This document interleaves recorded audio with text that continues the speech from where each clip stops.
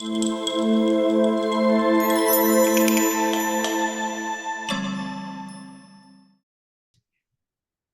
I get to have the privilege and the pleasure of announcing the speaker today, Nolan Rheinish. I've known Nolan for a long time. He is my spiritual son. I guess I'm his spiritual mama, so. True.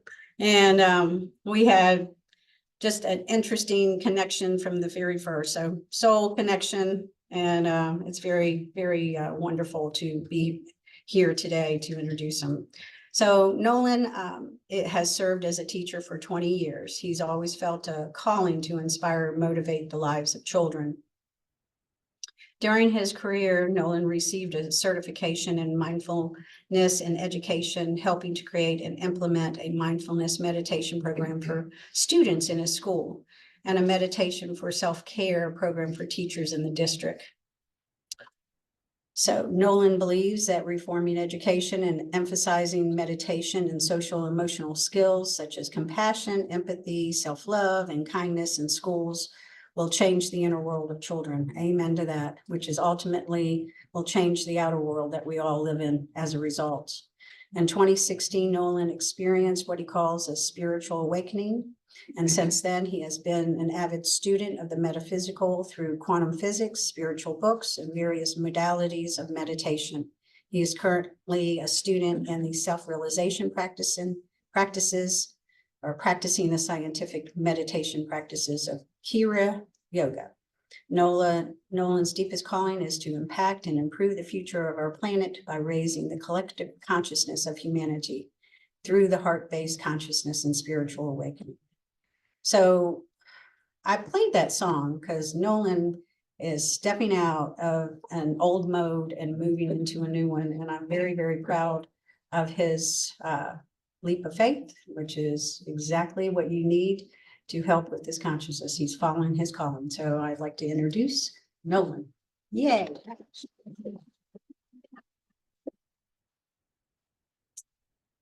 Right. Hello, everybody. It's good to be back in person. As many of you know, I've been living in Richmond for the past year, so I've been doing the Zoom thing, but I decided to come back because I wanted to see everybody's beautiful faces. Even the Zoom people, hi. Yeah, so I'm really excited to share my journey and basically some things that I've been going through and experiencing and share that wisdom with you. So the other day, I was driving in my car and one of the lights on my dashboard came on, and I thought what a lot of people think, damn, because I don't know anything about cars. And so I was like, what the heck? And somebody got in my car and I got rattling going on, and they were instantly like, oh yeah, dude, it's probably this problem. They're gonna have to lift your car and get under and fix this thing and tighten that thing up.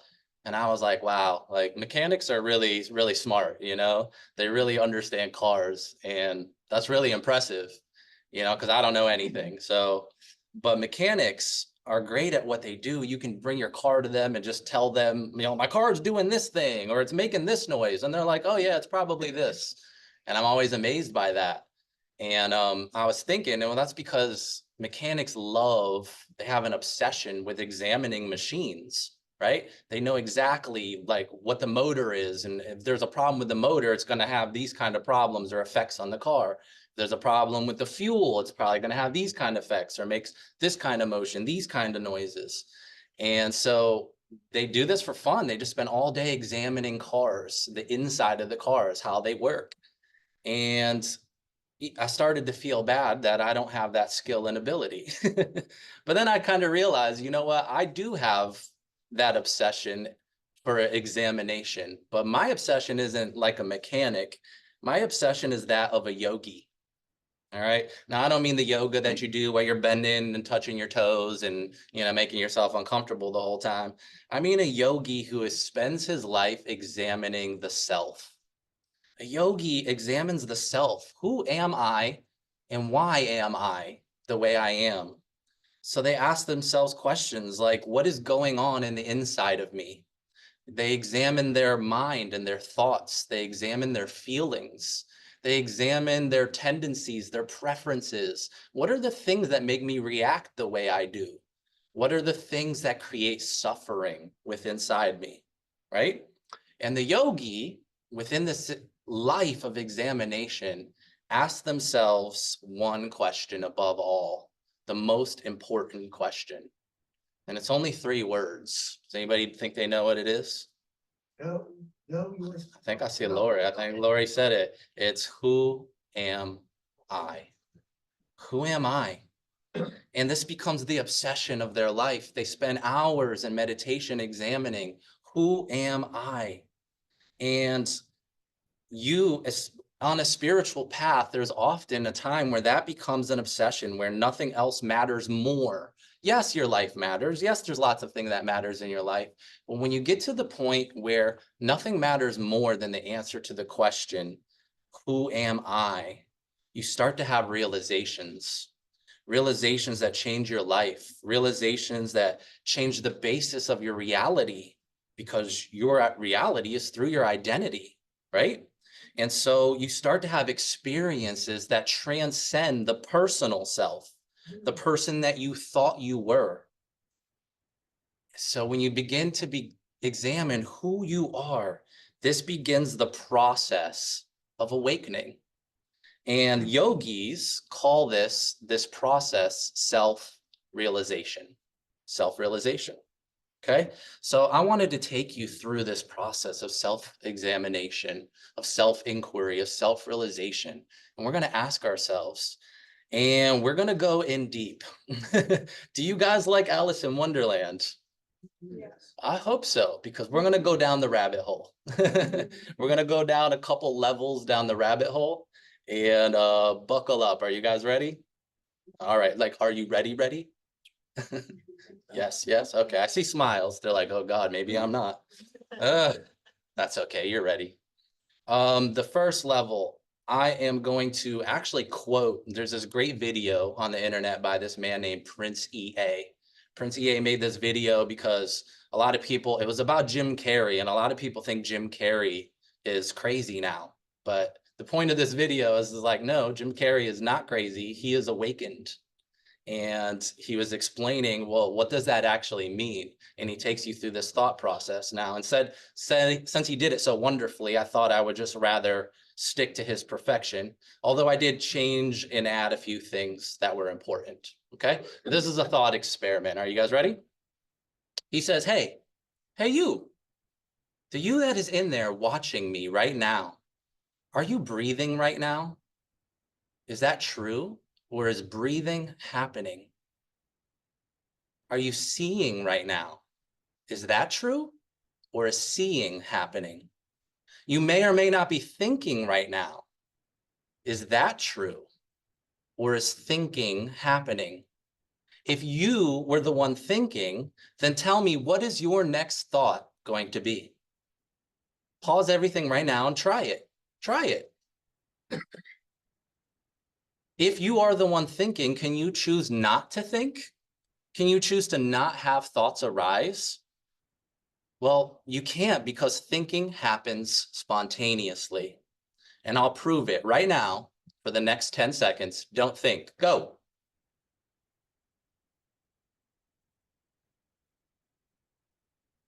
Most people are like, oh God, how do I not think? Now, if you're an avid meditator, maybe you cannot think for 10 seconds. But eventually those thoughts will come, right? And that's because you are not the thinker.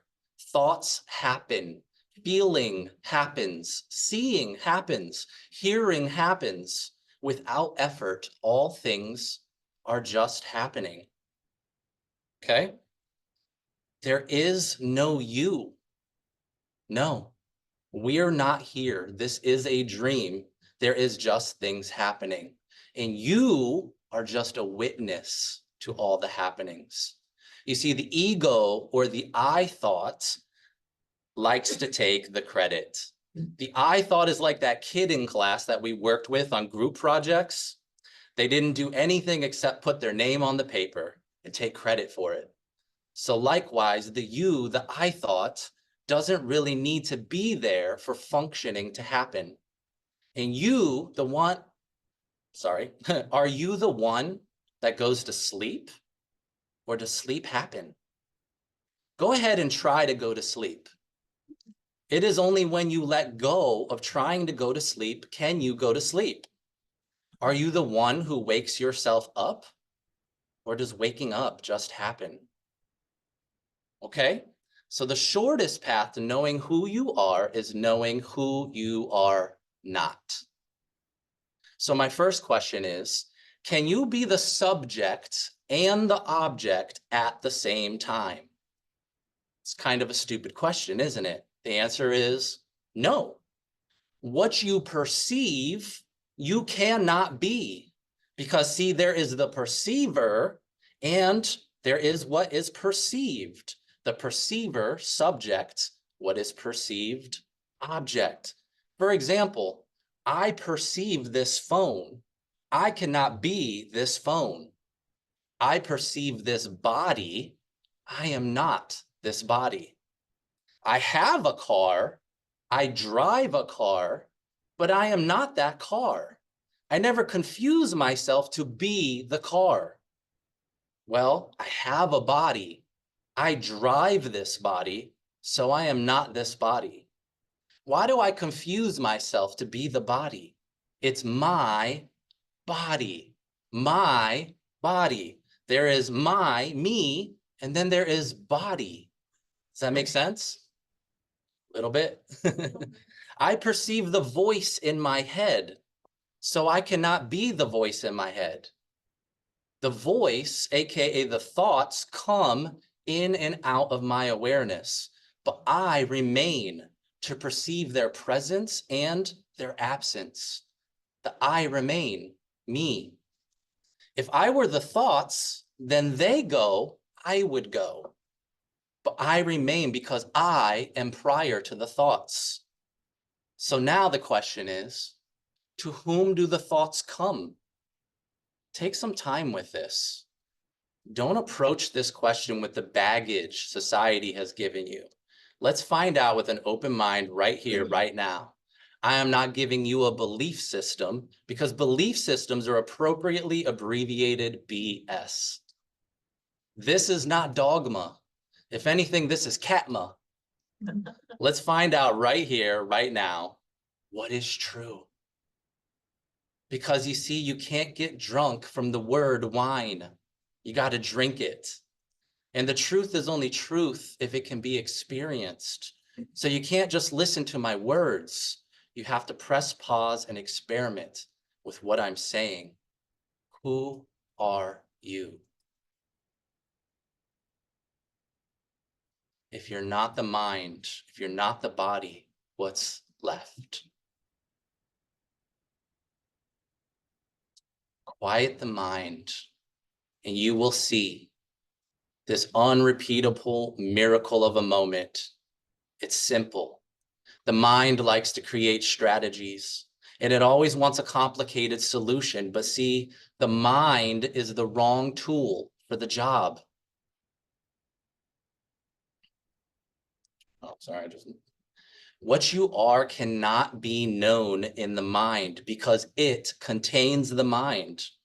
The mind can never contain it.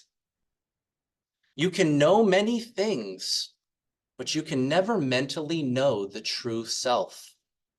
You can only be the true self, the stillness, the beingness, the nothingness, emptiness, pure awareness. It is said that we mold clay into a pot, but it is the emptiness inside that makes the vessel useful. We fashion wood for a house, but it is the emptiness inside that makes it livable. Isn't it the space in between the notes of music that make it beautiful?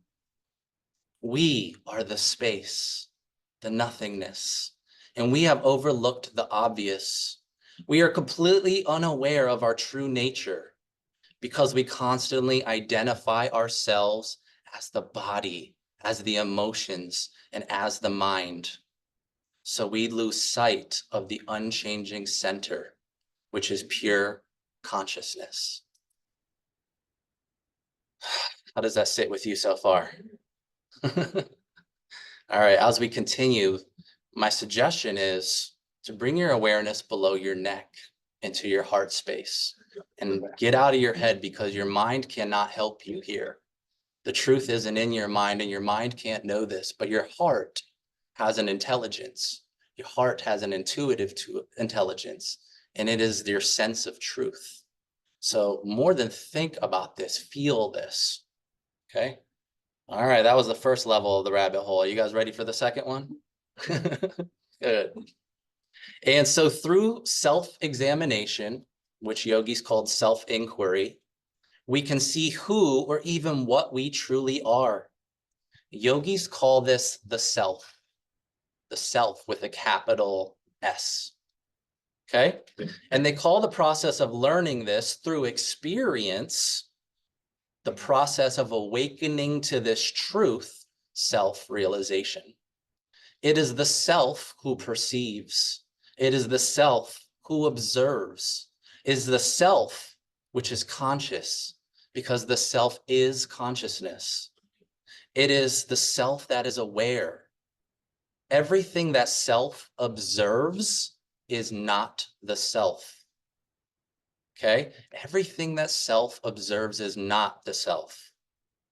The self, the true you, is the subject. Everything that the self perceives is not the self. It's not you. It is the object. Therefore, the self is not a thought. The self is not a body. The self is not a mind. The self is not a feeling. The self cannot be known with the mind, because the mind only creates thoughts, and you are not thoughts. You are the perceiver of thoughts. So you will never understand this with your mind, even as I stand here and I tell you. And that's why confusion is completely normal. Stick with me. Therefore, every thought I have about who I am is not who I really am. It is an illusion, a concept. It is a creation of the mind. And yogis call this aspect of you, who you think you are, the personal self. The personal self, the self with a small s. Okay? The personal self only exists as a concept. It's an idea. I like to call it a creation. We've created who we are in our minds. Okay? It's a construct. And as much as you're like, what? Let's examine this to see if it's true. Okay? We'll do this by using the words I am. Okay? I'm going to ask you the question, who are you?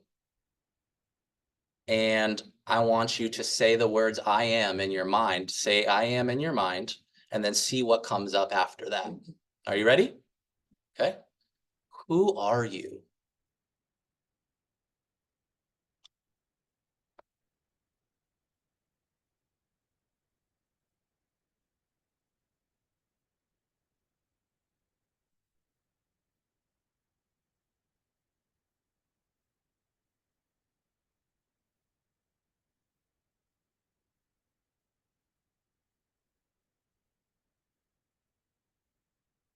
Now, I'd love to give you 5-10 minutes with this, because it would be so worth it. But for time purposes, let's stop and talk about what you experienced so far. If you said anything like your name afterwards, I am Nolan, I am Lori, I am Debbie, I am Barbara. Well, what is a name but a label? And if you had a different label, would you still be you? Were you before you knew you had the label that you call yourself? So of course we're not labels, okay? What if you said, I am a father, I'm a mother, I'm a husband, I'm a wife, I'm a teacher, I'm a nurse, I'm a healer, I'm a retired Navy soldier. Aren't those two just labels? Were you before you were those labels? Would you still be you if you were a different label? Okay, so we know we're not labels, we're not titles. What if you said, I am somebody who believes in spirit. I am a Christian. I am a Muslim. I am somebody who believes in liberal values. I believe in conservative values. I believe in not eating animals. What are those? Those are just beliefs. Beliefs are what? Thoughts. Were you you before you had that belief? Would you still be you if you had a different belief? Well, yes. So I'm not my beliefs either. So I'm not labels. I'm not titles. I'm not beliefs. Okay, whoa, but what about all the things that have happened to me in my life? What about my experiences? Well, what if I said I'm the person who got into a car accident when I was 12. I'm the person that got married 20 years ago. I'm the person that got arrested in high school. I'm the person who got betrayed by his girlfriend. I'm the person who got heartbroken. I'm the person that lost her parents and was raised in foster care. I'm the person that has been divorced 2 times. Are you really those things? Think about that. Those are all things that happened in the past, right? They are what we call memories. What are memories? Memories only exist in our mind as thoughts. Thoughts of experiences you've had. Do those moments, those things that you supposedly happened to you, do they even exist right now? Or do those moments only exist as thoughts in your mind? The truth is that there is only one moment that ever exists, truly, and will ever exist. And that moment is what? Right now.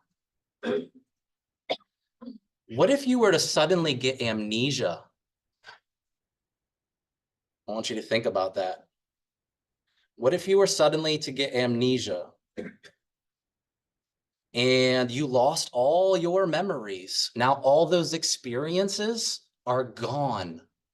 You'd suddenly say, oh my God, I don't remember anything. I lost all my memories. And I'd ask you, who? Who lost all their memories? Me. I lost them. The same one that had the memories is still there. Even when all those memories are gone, right? You'd still be there. You would just be the you without those memories and experiences, right? You, the self. Who is there when you're dreaming? You are. Not the body, but you are. You, the self, is there in the dream. And it is you, the self, that wakes back up into this reality, into the body that the self occupies here.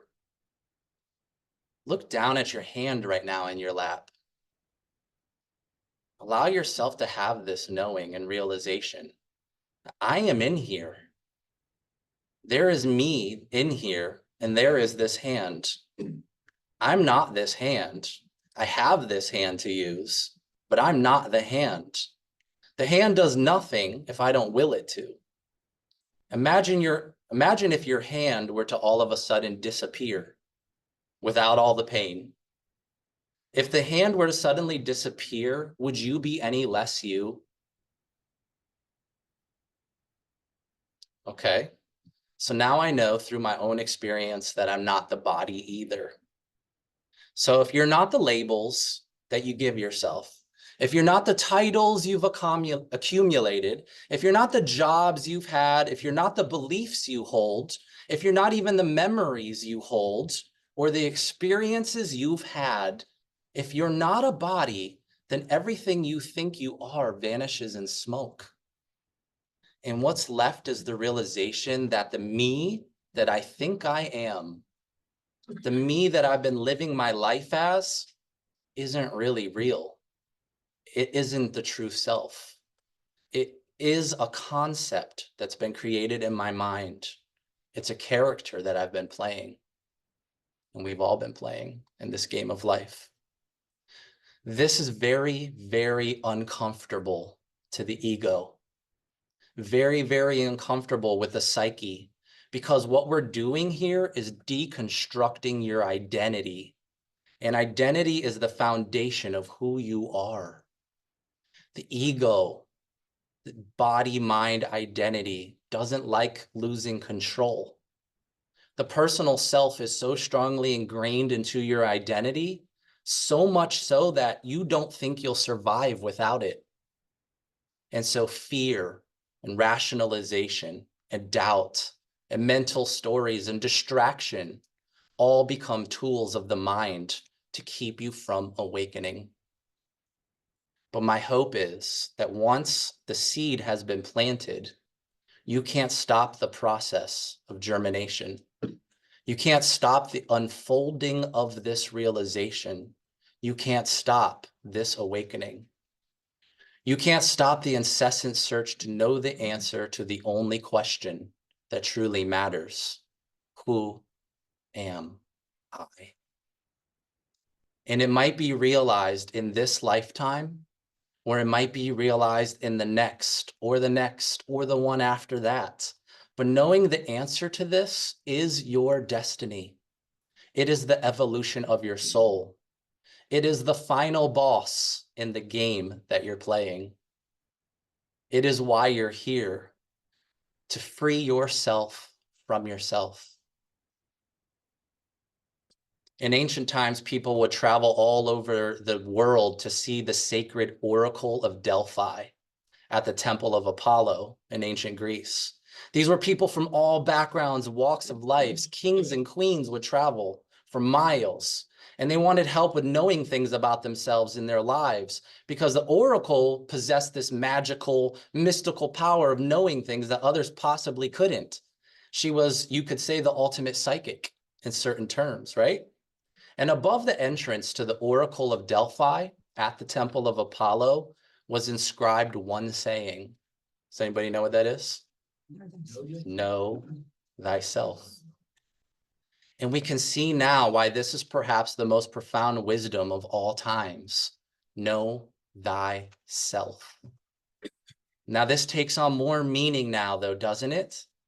Which self should I know? Because there are essentially two selves. There's the personal self that I've created and the self that watches it.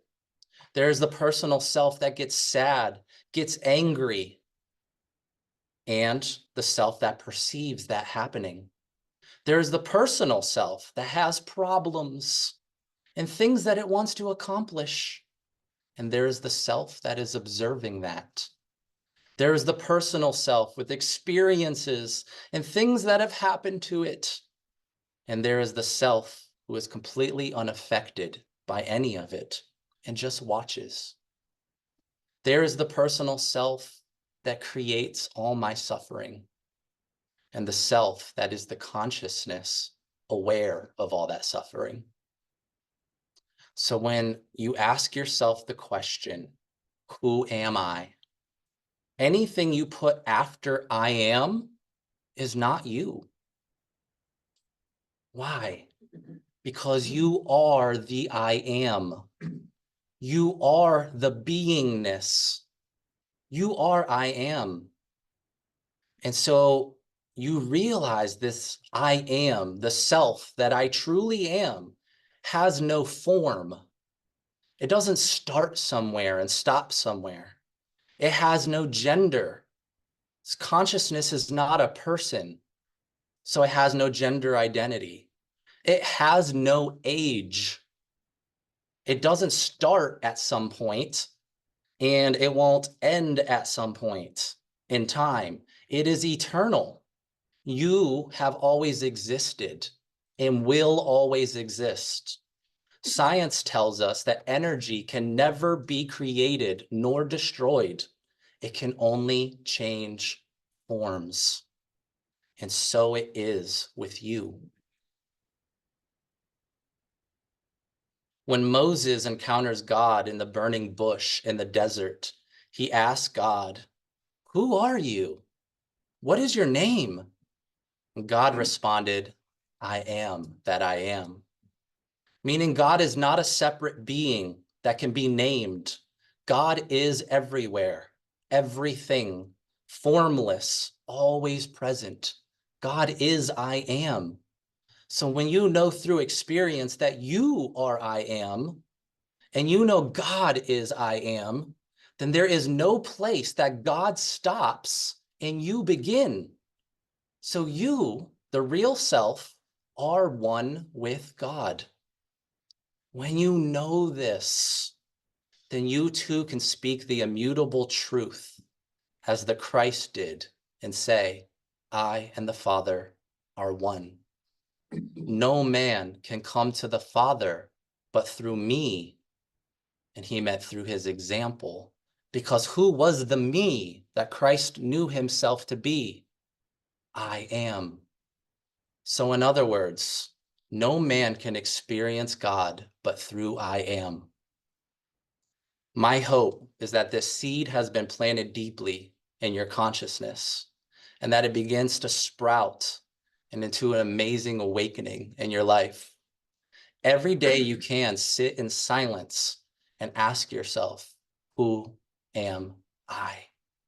And let the answer to that unravel the greatest beauty and the greatest truth you've ever known. Thank you.